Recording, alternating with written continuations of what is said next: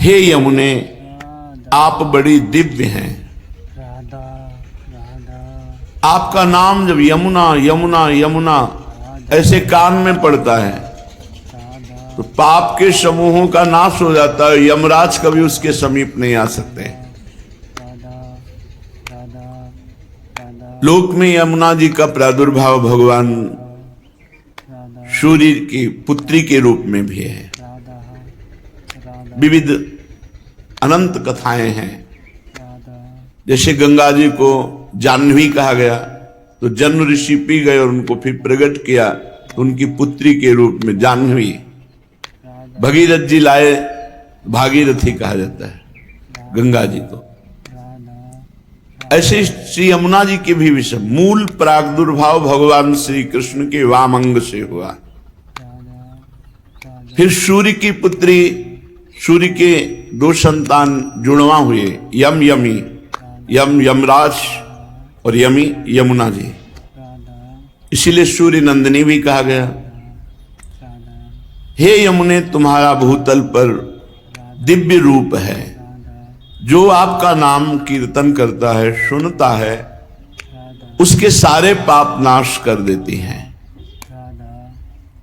और उसका जीवन परम पवित्र, वाणी पवित्र, हृदय पवित्र। एक बार जो वाणी से यमुना जी बोल देता है तो उसे यमराज कभी दंड नहीं देते। आज बड़ी महिमा है कि अगर भाई बहन विश्राम घाट यमुना में स्नान करते हैं, बड़ा मंगल होता है, पापों का नाश होता है। कभी यमपुरी का उनको दर्शन नहीं होगा, कभी यमराज उनको दंड नहीं देंगे। आज यमद्वितीया कही जाती है यमुना जी रोचना, और यही पलटकर दक्षिणा में भेंट में यमराज जी देते हैं कि जो तुम्हारा पूजन करेगा, स्नान करेगा, आचमन करेगा, तुम्हारा नाम लेगा, चाहे जितना बड़ा पापी रहा हो, उसे कभी मेरा भय नहीं रहेगा। ये भेंट दी है द्वितीया में। आज जो यम द्वितीया कही जाती है, यमुना जी ने भाई रूप में, जो है ही भाई, तो जो उनका पूजन किया तो भेंट में दिया।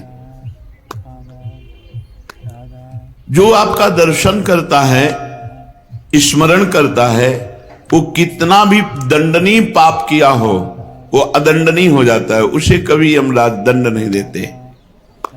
तुम्हारे भाई सूर्यपुत्र यमराज के नगर में तुम्हारा एक प्रिय नाम है प्रचंडा। घर के जैसे नाम नहीं होते, तो यमुना जी का नाम है प्रचंडा, अर्थात इतनी प्रचंड है कि यमराज भी डरते हैं। और अति दंडनीय को भी जो यमुना जी की शरण में चला जाए, एक बार यमुना नाम कान में पड़े, एक बार यमुना जी की धारा को देखा, आचमन किया, अवगाहन किया, वो यमराज कभी उसे दंड नहीं देंगे, क्योंकि वहां प्रचंडा नाम से महिमा विख्यात है श्री यमुना जी की यमपुरी में। जो विषय रूपी अंधकार के कुएं में पड़े हुए हैं, जिसे काल रूपी पाप रूपी चूहा निगलने के लिए काली नागिन की तरह अविद्या उसे ग्रसित कर रही है, अंधकार संसार के कुएं में पड़ा, भोगों में काल उसकी आयु को नष्ट कर रहा है। पाप उसको निगलने के लिए अविद्या ऐसे विस्तार रूप दंड पर दंड, विपत्ति, दुख, चिंता, शोक, भय, ऐसे पुरुष के भी बचाने के लिए आप मानो जैसे कुएं में पड़ा हुआ कोई, तो उसे रस्सी चाहिए निकालने की, तो आपकी वेणी उसको भवकूप से निकालने में समर्थ है। हे नीलमणि की माला सरीखी यमुना जी, भगवान श्री कृष्ण की तुम वल्लभा हो, अति दुर्लभा हो, परम सौभाग्यवती हो और श्री राधा किशोरी की प्रिय सखी हो। हे यमुना, भूतल में वो मनुष्य धन्य है जो आपकी आराधना करते हैं, आपका अवगाहन करते हैं। गौओं के समुदाय के सहित, गोप गोपियों के सहित आप सुख प्रदान करती। गौओं को, गोप गोपियों को, गोपियों के साथ भगवान जल क्रीड़ा करते हैं। यमुना जी के पावन तट पर ही भगवान की मधुर मधुर दिव्य लीलाएं होती हैं। हे कृष्ण प्रभे, यमुना जी का क्या नाम? कृष्ण प्रभे। कृष्ण का प्रभाव हृदय में प्रकाशित कर दे। तुम्हारे तट पर जो गोलाकार आपका स्वरूप है, वो ताल तरंगों से कलकल करता रहता है, वो सदा जीवों की दुर्गति का नाश करता है। यमुना का प्रवाह दर्शन पापों का नाश करना है। तुम दुर्गम कुंज निकुंजों के समीप, दुर्गम जहां बड़े बड़े ऋषि मुनियों के ध्यान का भी प्रवेश नहीं, वहां प्रवाहित हो रही। आपके समीप पर गुंजारों, मयूरों की केकी ध्वनि, कोकिला की ध्वनि और प्रभु श्री कृष्ण की बंशी ध्वनि आपके पावन तट पर गूंजती रहती है। शरीर में जितने रोम हैं या जितने रोम हैं उतनी जिह्वाएं हों, धरती में जितने कण हैं, बड़े बड़े संत महात्मा से लेकर भगवान शेष जी तक जिन श्री कृष्ण की महिमा का गान नहीं कर सकते पूर्ण रूप से, वो श्री कृष्ण तुम्हारे अधीन है, यमुना जी के अधीन है। हे कलिंदगिरि नंदिनी यमुना, हम आपका स्तवन करते हुए आपको बार बार नमस्कार करते हैं। जो प्रातःकालीन ब्रह्म मुहूर्त में उठकर यमुना जी का चिंतन, यमुना जी का स्तवन, तो इस भूतल में वो सर्वोत्तम गति को प्राप्त होगा, लोक में भी उन्नति और परम धाम वृंदावन की प्राप्ति। महाप्रभु श्री हरिवंश चंद्रजू ने जब वृंदावन आए तो यमुना जी की शोभा का दर्शन हुआ। श्री जी की कृपा से जो यमुना जी की महिमा प्रकाशित हुई, तो फल स्तुति में कहा इहैव राधिका पते पदाब्ज भक्ति मुत्तमा।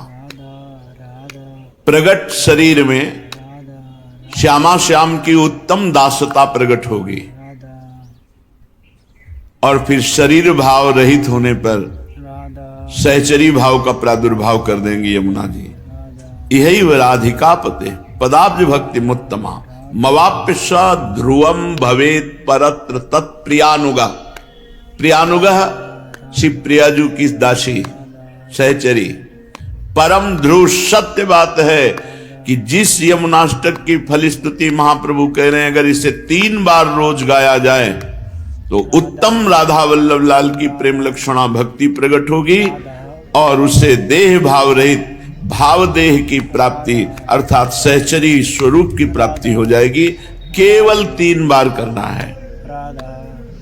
महाप्रभु श्री यमुना जी की महिमा का गान करते हुए कहते हैं, ब्रजाधिराज नंदनाम बुदाभ गात्र चंदना नुलेप गंधवाहिनी भवाब्दि बीज दाहिनी जगत्त्रये असस्वनी लसत् सुधा पयस्वनी भजे कलिंद नंदिनी दुरंत मोह भंजिनी।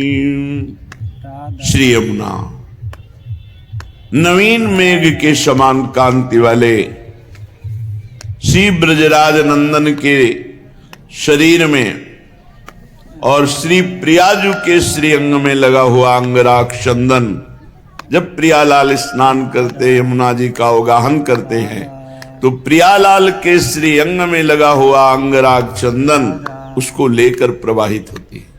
कितना परम पावन। ब्रजाधिराज नंदना श्री प्रिया प्रीतम। वृषभानु जी भी ब्रजाधिराज हैं और नंद बाबा भी हैं। दोनों के लाडले श्री लाडली लालजू ब्रज लीला और श्यामा श्याम जू नवनिवृत्त निकुंज लीला। प्रिया प्रीतम के श्री अंग का अंगराग चंदन लेकर अपने प्रवाह में प्रवाहित होने वाली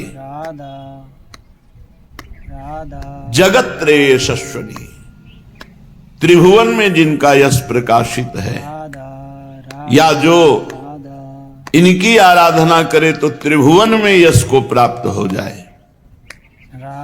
भवाब्धि बीजदायिनी, अगला जन्म होने का जो कर्म बीज संस्कार जमा उसको यमुना जी भस्म कर देते हैं। अरे हम कहते 10, 20, 50 बार भगवत प्राप्ति होनी होती तो अपने लोगों को हो जाए, इतना बड़ा पावर अपने पास है, पर हम अपने उपासना को भूलकर, अपने भाव को भूलकर जगत के बहुत गलती हो रही है, बहुत त्रुटि हो रही है। प्रिया प्रीतम के श्री अंग का अंगराग चंदन लेकर प्रवाहित होती है। सामर्थ्य इतनी है, भवाब्धि बीजदाहिनी। जो यमुनाष्टक 3 बार यमुनाष्टक, कितना समय लगता है, कितना समय लगता है?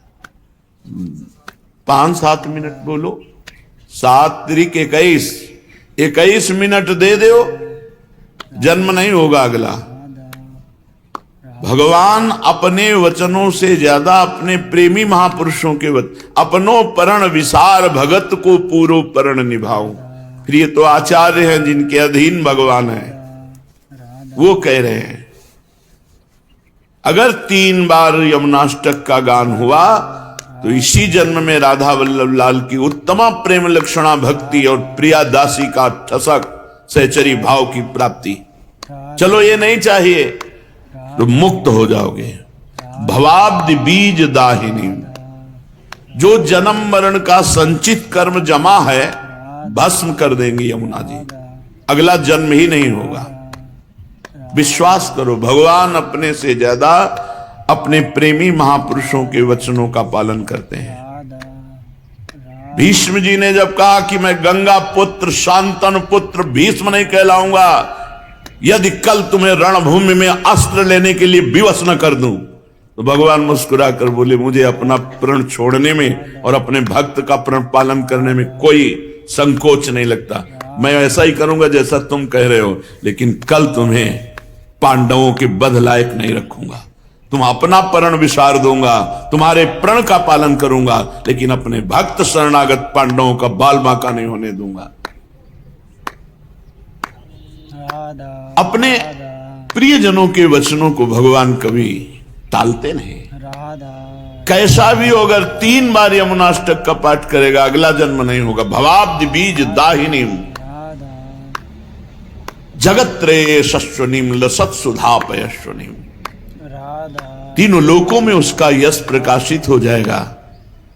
जो यमुना जी का अवगाहन, अर्चन, बंदन, स्तोत्र गायन, लसत सुधा पयस्वनीम, श्री यमुना जी का जल अमृत है, अमृत जल। अगर आप यमुना जी का दर्शन करते हैं, 2 बूंद ही आचमन करते हैं, या अब हम कैसे आपको, वही यमुना जी हैं जो प्रियालाल को सुख पहुंचाती हैं। अपना अपना भाव होता है, आपको जो दिखाई देता है वो देखते हो। उस दिन यमुना जी के जब लाल लाडली को स्नान करा कर बैठे, ऐसा लग रहा था कि कितना दुर्भाग्य है, मैं रोज यमुना जी ने का दर्शन और अवगाहन नहीं कर सकता। भीड़, अभी निकलो, अभी भीड़। ये यश कीर्ति कोई बहुत मंगलमयी बात नहीं है, ये तो भगवान की लीला है। स्वतंत्रता का नाश हो जाता है।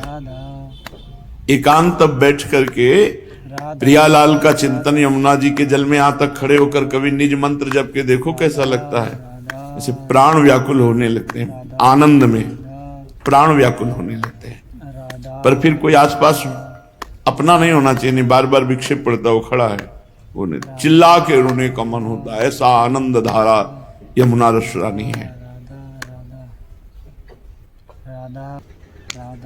ऐसे ही भाव में अर्घ दे रहे थे।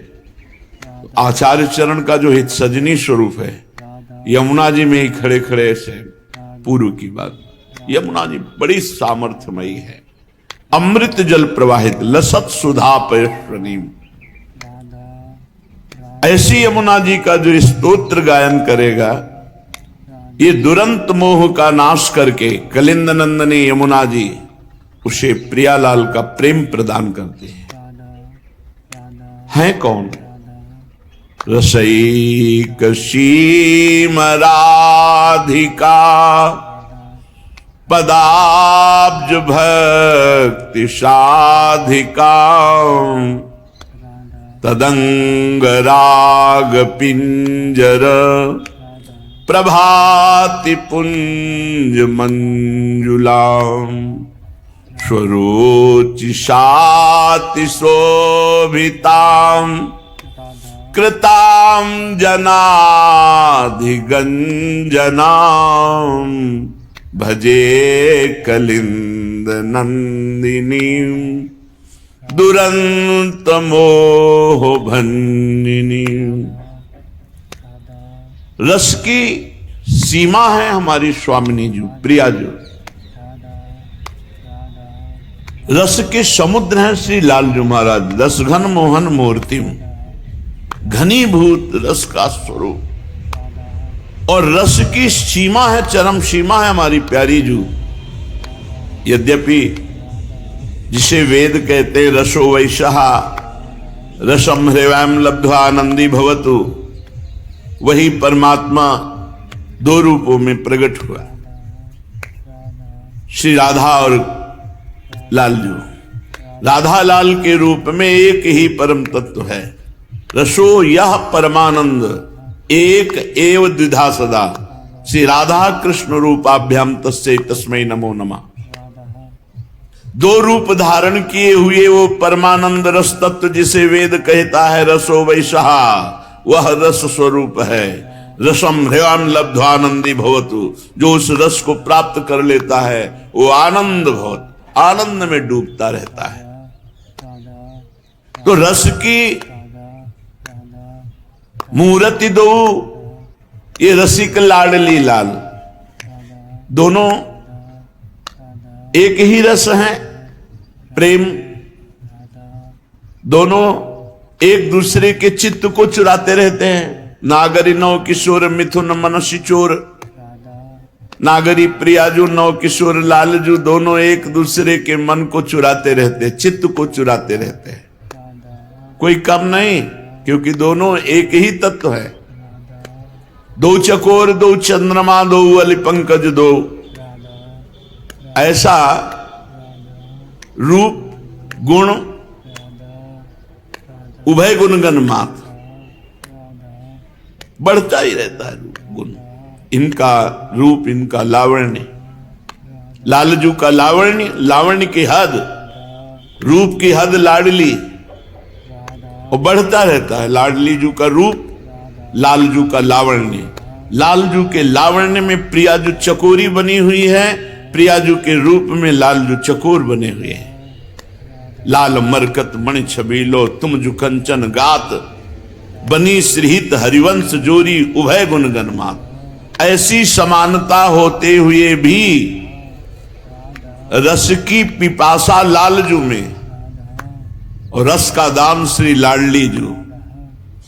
इसीलिए दान दैरी नवल किशोरी, मांगत लाल लाडिलो नागर प्रगट भई दिन दिन की चोरी। महारानी जो दान देती हैं प्रेम रस का, और उसका उपभोग करने वाले भोक्ता श्री लालजू महाराज हैं। इसलिए रसैक सीम राधिका। जिन भगवान श्री कृष्ण चंद्रजू के चरणारविंद का ध्यान ब्रह्मा शंकर आदि सदैव प्रयत्नशील होकर करते रहते हैं, और जब ध्यान में इनके चरणारविंद आते तो उन्मत्त दशा प्रेम की हो जाती है। ध्येयम सदा परिभवग्नम अभीष्ट दोहम तीर्थास्पदम सुविरंच नुतम शरण्यम। ये हमारे भगवान के चरणारविंद की महिमा। ऐसे श्री चरण वाले प्रभु प्यारी जू के चरणों को